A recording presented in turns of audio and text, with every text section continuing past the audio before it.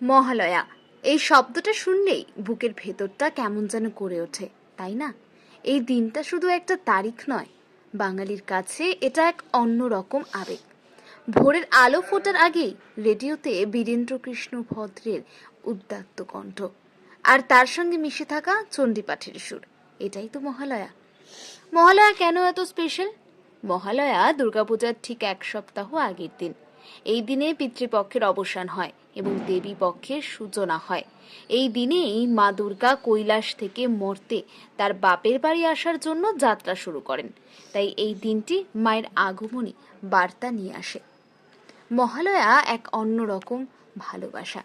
আধুনিক যুগে অনেক কিছুই বদলেছে, কিন্তু মহালয়ার আবেদন আজও একই আছে।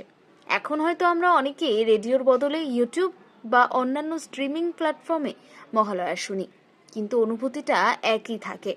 মহালয়ার সকালটা আমাদের মনে এক অন্যরকম উদ্দীপনা আর আনন্দ নিয়ে আসে। শিউলি ফুলের গন্ধ, হালকা শীতের আমেজ আর রেডিওর সেই চেনা সুর, সবকিছু মিলেমিশে একাকার হয়ে যায়। মহালয়া শুধু পুজোর শুরু নয়, এটি পরিবারের সঙ্গে একাত্ম হওয়ার একটা সুযোগ।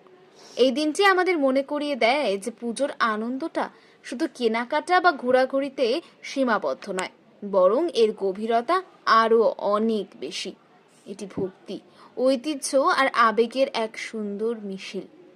তাহলে আপনার কাছে মহালয়া মানে কি? নিচে কমেন্ট বক্সে জানাতে ভুলবেন না।